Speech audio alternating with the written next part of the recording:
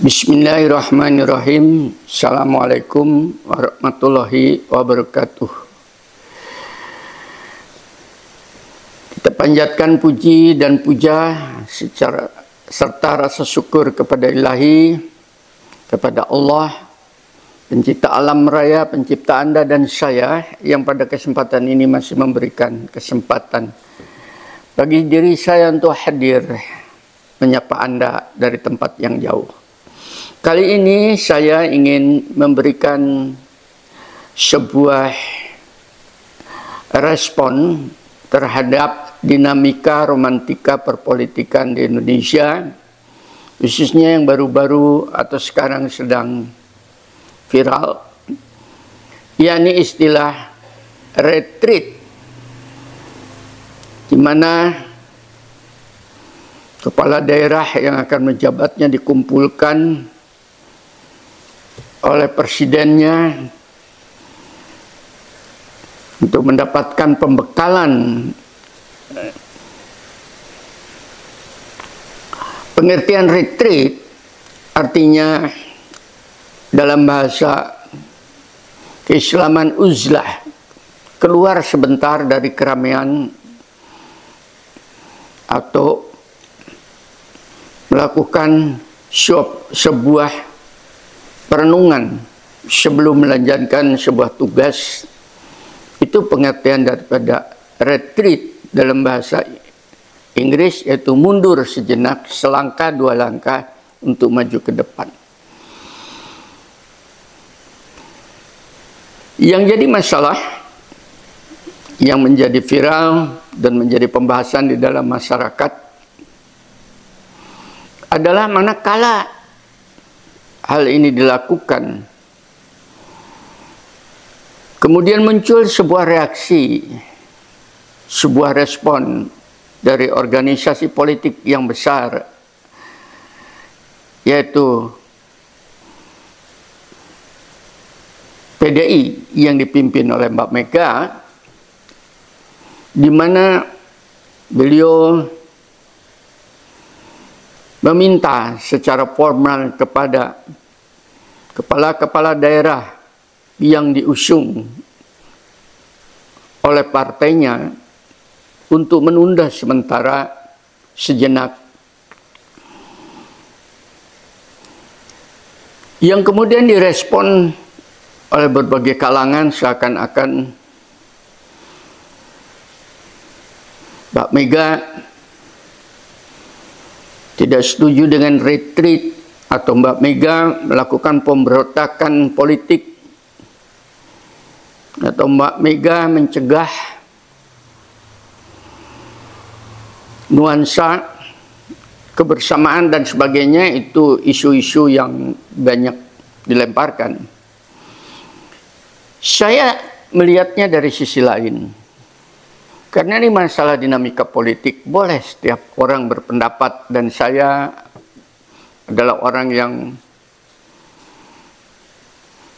tidak gaptek terhadap perpolitikan dan selalu saya mengikuti dinamika politik dari waktu ke waktu, dan saya pernah menjadi pengurus partai politik tertentu. Untuk saya, apa yang dilakukan Mbak Mega untuk mencegah kepala daerah yang diusung dan sekarang menjadi pimpinan di daerah itu tadi, menjadi pemimpin-pemimpin di daerah, apa itu gubernur, bupati, wali kota dan sebagainya itu, atau wakil-wakilnya, untuk sementara menunda. Untuk saya itu sebuah strategi perpolitikan dinamika yang jitu yang dilakukan oleh seorang Megawati. Karena sebagai seorang pemimpin partai yang besar, dia merasa bertanggung jawab juga kepada amanah yang diberikan kepada pundaknya di dalam partai itu untuk menyelamatkan marwah wibawa kepartaiannya yang telah diacak-acak yang lalu oleh kader yang menyusup, yang dianggapnya kader yang menyusup di dalamnya, yang kemudian digunakan untuk kepentingan pribadinya, yaitu saudara Joko Bodoh dengan anak buahnya itu, dengan krunya, yang sampai sekarang menjadi masalah nasional dan insya Allah akan terus menjadi masalah. Dan Mbak Mega merasa berdosa dalam tanda petik meloloskan kualitas orang seperti ini, sehingga dia ingin melakukan pembenahan pengkaderan dari dalam. Siapakah mereka yang betul-betul loyal, betul-betul untuk berjuang sesuai dengan misi kepartaiannya? Kan setiap partai mempunyai misinya sendiri-sendiri, atau hanya dijadikan kuda tunggangan, setelah itu ganti kuda yang lain, sehingga tidak ada greget keinginan untuk mempertahankan nuansa apa yang dinamakan ideologinya. Ini perlu loyalis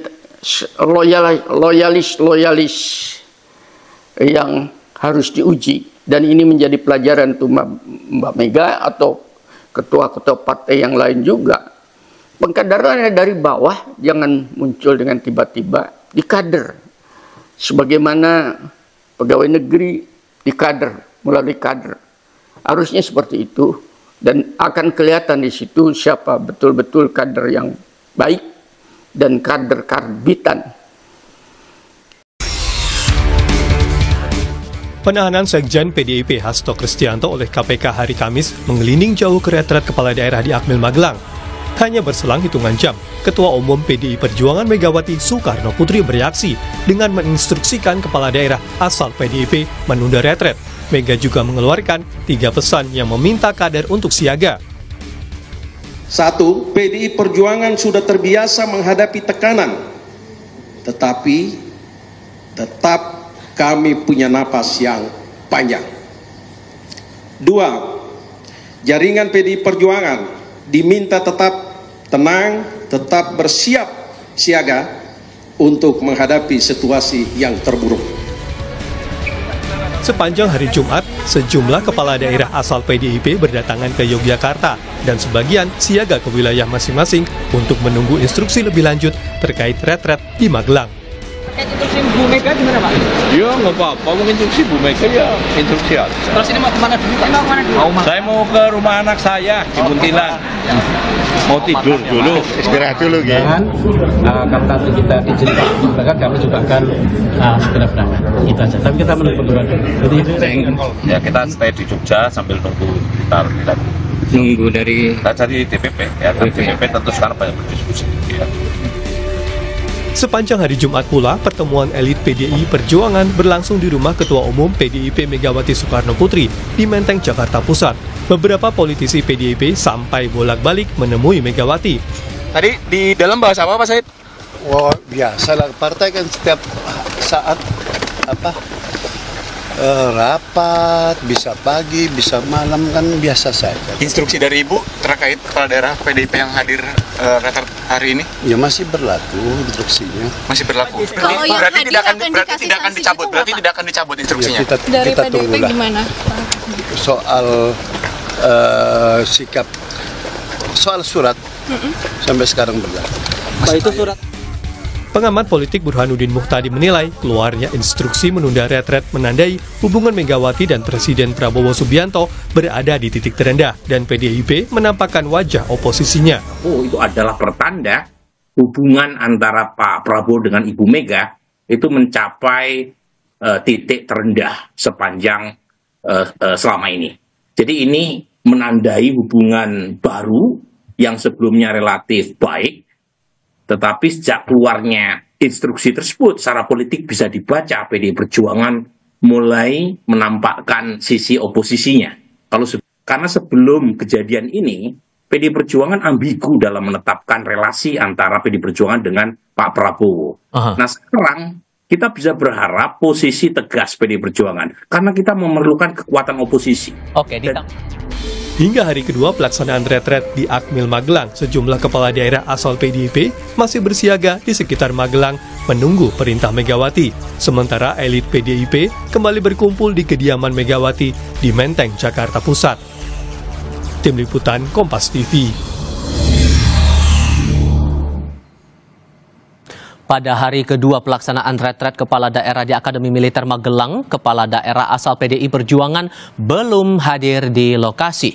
Meski instruksi menunda retret belum dicabut, sejumlah kepala daerah asal PDI Perjuangan itu terpantau bersiaga di sekitar Magelang, namun belum dilaporkan masuk ke Akademi Militer.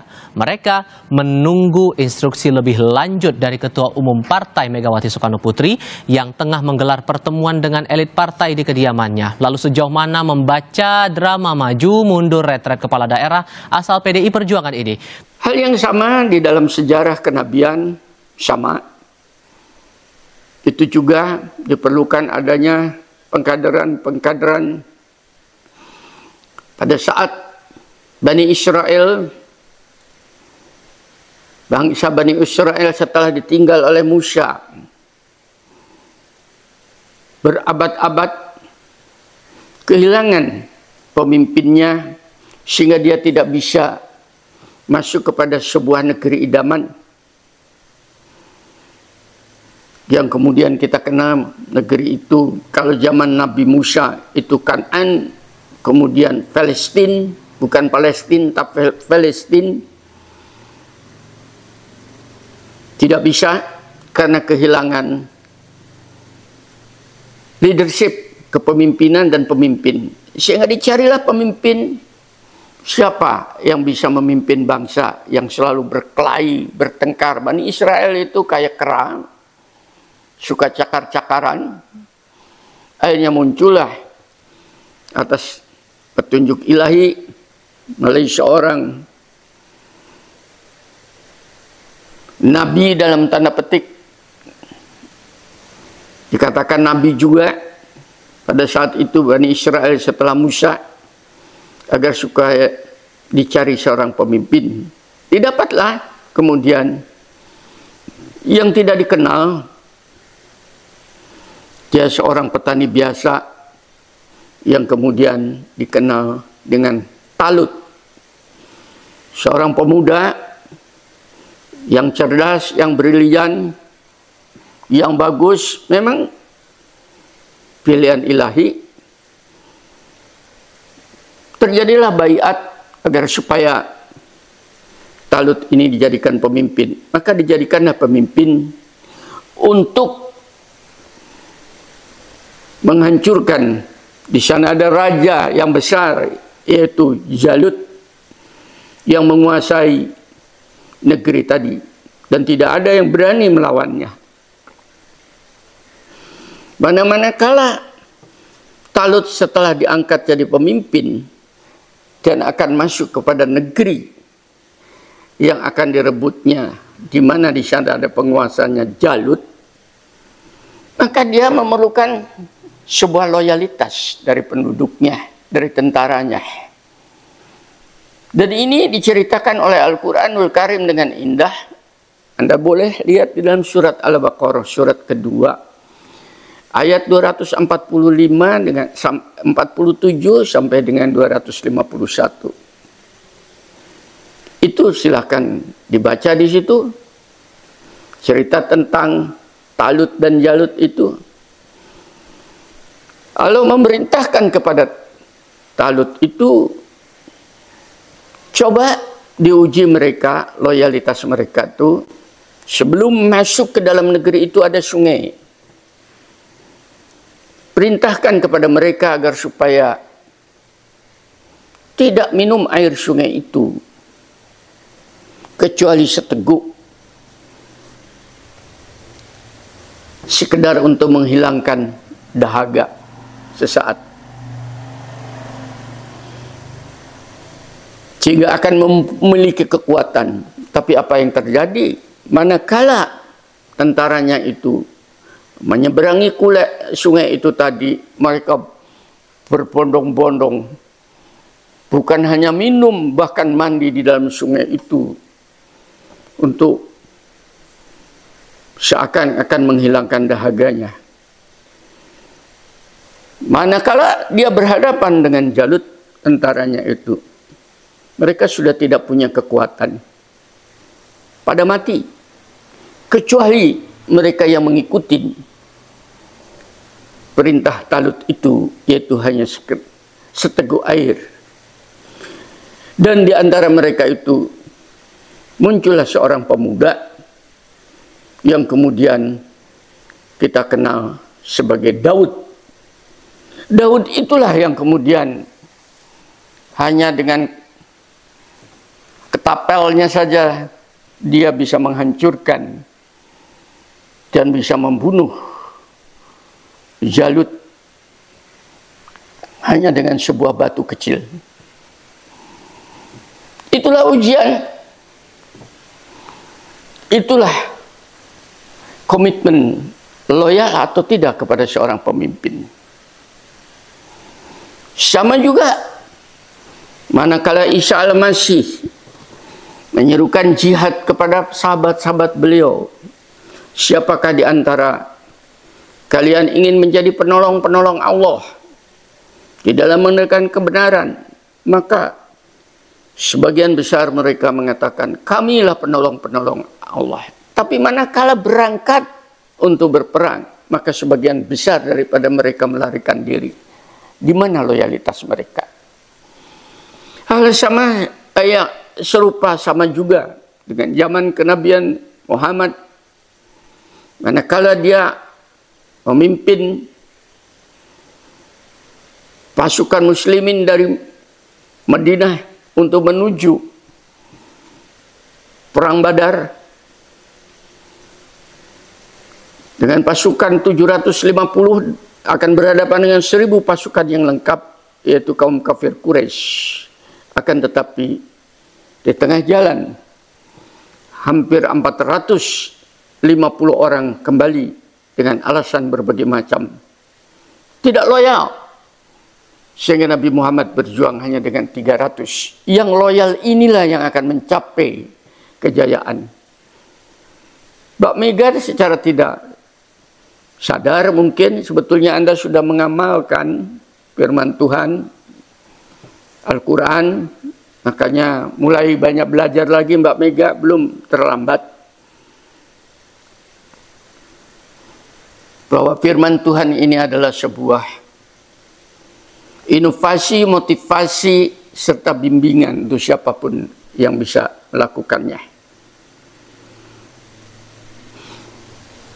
Partai sebesar PDI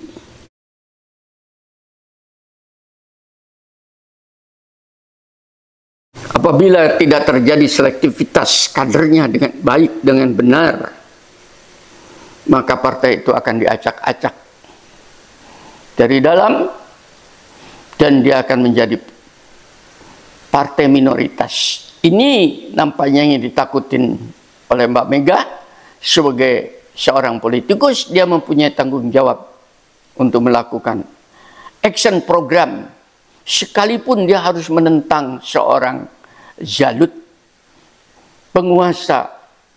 Kalau zamannya tadi Israel itu penguasa yang dolim karena mempunyai kekuatannya itu. Akan tetapi Mbak Mega masih punya keyakinan, insya Allah akan muncul di situ kader-kader sekalipun kecil, akan tetapi mempunyai komitmen yang kuat, maka dia akan menjadi kekuatan yang dahsyat bagi perjuangannya. Saya kira di dalam dunia perpolitikan itu wajar. Seperti itulah di mana-mana, karena dari pengalaman hidup di dalam dunia politik itu, musuh Anda tidak jauh-jauh berada di sekitar Anda. Bukankah Anwar Sadat ditembak pada saat melakukan hari ulang tahun tentaranya oleh seorang tentara yang dianggapnya loyalis. Bukankah di Pakistan seperti itu, seorang presiden dihianatin oleh jenderalnya dan selalu seperti itu? Bukankah di dalam kerajaan Singosari bagaimana seorang hulu balang seperti Ken Arok bisa membunuh rajanya? Adalah orang-orang kepercayaan, dan nampaknya Megawati merasa terusik hatinya karena orang-orang kepercayaan dia yang dipercaya itu yang selalu berkhianat. Melalui video yang saya sampaikan kepada Anda, khususnya kepada Mbak Mega, coba mulai Anda untuk pengkaderan itu, untuk melakukan mengangkat seorang pemimpin. Anda baiat. Kalau Anda tidak paham tentang baiat, saya ajari nanti, karena di dalam Al-Quran itu ada baiat. Artinya baiat adalah loyal terhadap komitmen, terhadap sumpah kebersamaan. Dan itu disampaikan di dalam Al-Quran, dalam surat Fat ayat ke-10. Mudah-mudahan sekelumit pertempuran antara Talut dan Jalut di negara Republik yang kita cintai ini akan menjadi sebuah nuansa pelajaran bagi bangsa kita, bahwa kita harus berhati-hati di dalam mengangkat seorang pemimpin, bukan pada senyumnya, bukan pada membungkuk-bungkuknya, bukan pada upetinya, tapi pada giroh hati nuraninya. Dan itu hanya bisa diuji seperti Talut menguji pasukannya untuk menyeberang sungai. Demikian sehingga perpolitikan di Republik ini akan semakin menarik untuk dikaji, untuk dilihat, untuk dijadikan sebuah kurikulum tersendiri bagi generasi yang akan datang. Walhamdulillahirabbil alamin. Assalamualaikum warahmatullahi wabarakatuh.